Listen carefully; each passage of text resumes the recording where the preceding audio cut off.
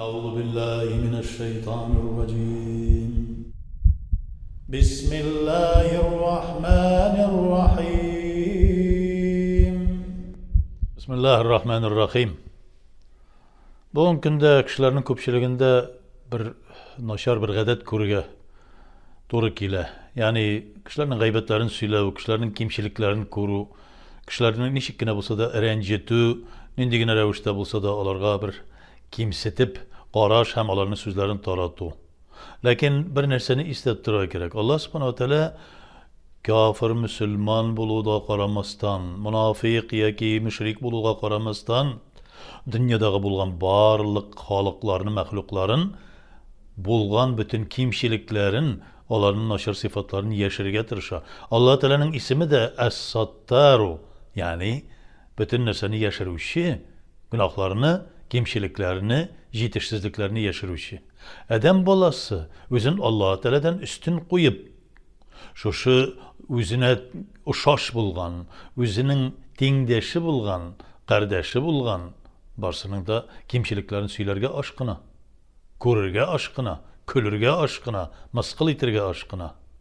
Bu meselede Allah subhanahu teala Kur'an-ı Kerim'de bir nakkis etib eyte. Eğer de siz birersinin kimşiliklerin, naşar yakların, yetişsiz yakların söylediniz ise bu özünüzün tuğanınızın meyitinden bir kisek itni kisip aşağıdan gibi buladı. Hemen de şuluk vakitte da birbiriniz sorundan naşar fikirde bulmağız. Naşar uylar fikirler yürütmegizdi. Su izan digen naşar fikir yürütü, naşar uyda bulu digen düşünce alay yürümegizdi Allah Teala eyte.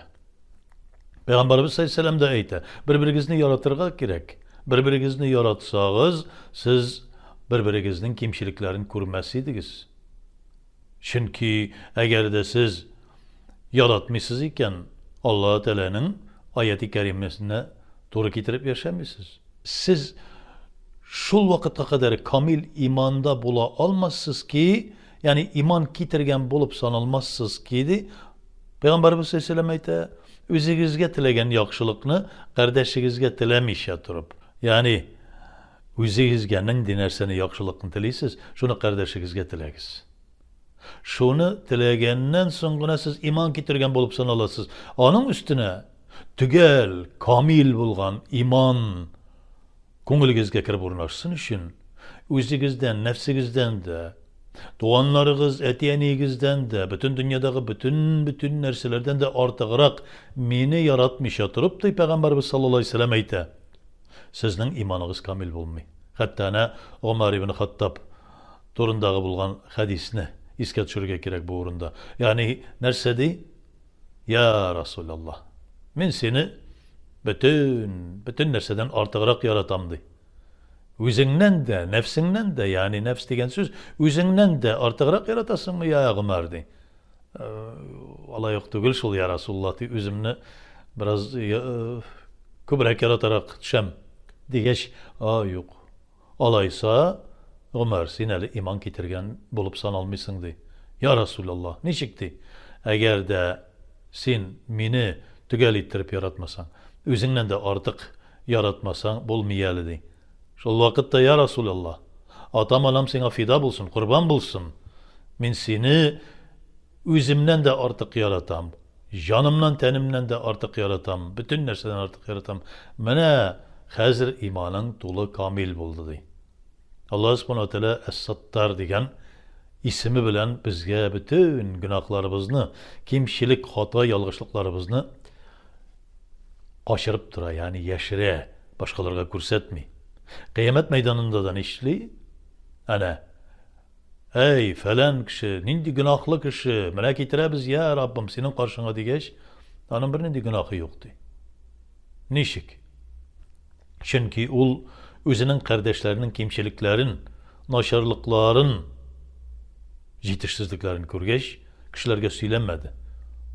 Aşkara kılmadı, açıp salmadı, onu söylep yürümedi. Kardeşine gelip, kardeşim sende mındı kimşilik var idi. Şunu neşe qarıysın degen reviştegine aytdı dey. Ana ondilarga Allah subhanahu teala özüne göre bir şatır kururdu.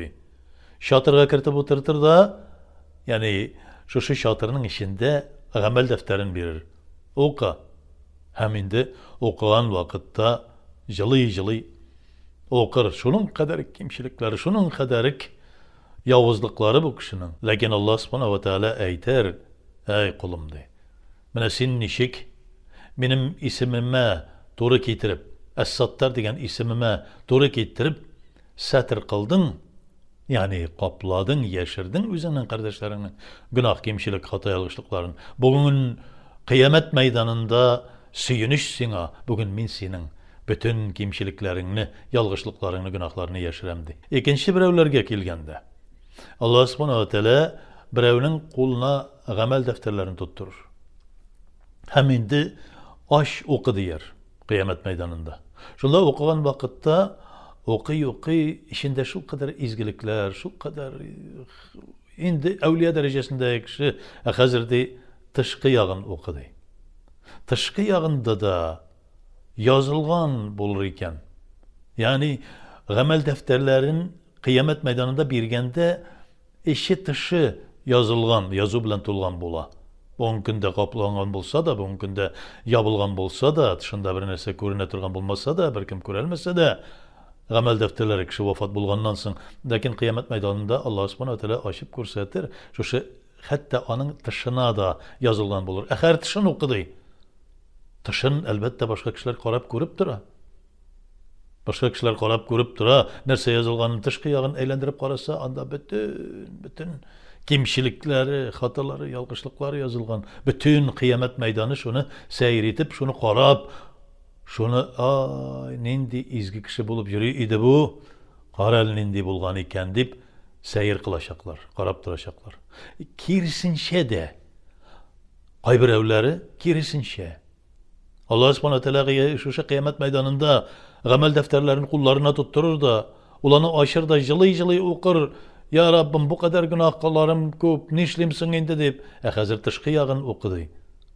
Tışkı yağında bütün izgilikleri yazılgan, hem bu gafu itildi degen revişte yazılgan. Hem gördün mü di? Kıyamet meydanındaki kişilerge senin kimşiliklerin, amel defterlerinin işinde yazılgan. Üzüm okuyturganın yeşirdim. Kıyamet meydanındaki halıkka bütünüsüne de seni izgittirip görsettim. Kir kulum cennetke diyecek. Peygamberimiz Aleyhisselam'ın sözleri. Allah Teala'nın ismi Es-Sattar. Bizge de satır kılı gerek. Birbirlerimizin günahlarını görsetmişe, birbirlerimizin kimşiliklerini tekşirmişe, birbirlerimizin kardeşlerimizin, dostlarımızın, yakınlarımızın, tanışlarımızın kimşilik, hata, yalgışlık, günahların görsetmişe yaşarga teyiş bulabız. Çünkü bu meselede Peygamberimiz Aleyhisselam'ın katı bir hadisi var. Nerse di? Sen bir kişini işlegen mi ol günahını, yeki ol işlemegen mi, yeki hakka mı, yeki hakka mı? Mene şu kişi, şunday bozukluk kılıp jüridi, bütün kişilerge söyledin ise, bütün kişilerge şunu jetkirdin ise, bil de tur, bozuk iş işli deyip söylegen, şu işini özün işlemişe turup, bu dünyadan gitmeysin di. Yani kişi turundan aşar söyleme. İşlegen bulsa da ol işine ol. İşlemegen bulsa da. Ne işin? Sen özünün şuşunu ütemişe turup bu dünyadan gitmeyeceksin. Bir kişi arakı işeyken, yaki içmeyken, bir kişi zinada iken, yaki zina kılmı iken, bir kişi oğru yaki oğru tügül iken, sinanı aşıp saldın. Bu iserik. Bu zinaşı. Bu şulay yok, uğurlukta şügullene. Bu nindidir kabahatlikte jüridip eyttin ise, işledi mi, ol işlemedi mi, bu sina üzüne kaytaşak. Sen şunu üzün tügel ettirip bütün noktasına kadar işlep bitirmiş yatırıp, bu dünyadan gitelmeyeceksin. Hem kıyamette eşheddül gazab diye Allah Teala Kur'an-ı Kerim'de dağın kat üstüne gelgen gazab bulaşaktı. Allahümme ya Rabbim buzukluklarga, şuşundi naşarlıklarga kirtme, tillerimizni kabahatliklerden, pişiraklıklardan sakla ya Rabbim. Fikirlerimizni, anlarimizni, ko'ngillarimizni sakla ya Rabbim. Allahümme bulgan günahlarımızdan tövbe kılabız, günahlarimizni gafu et. Rabbena atina fid dünya haseneten ve fil ahireti haseneten ve qina azabennar. Allahu Ekber.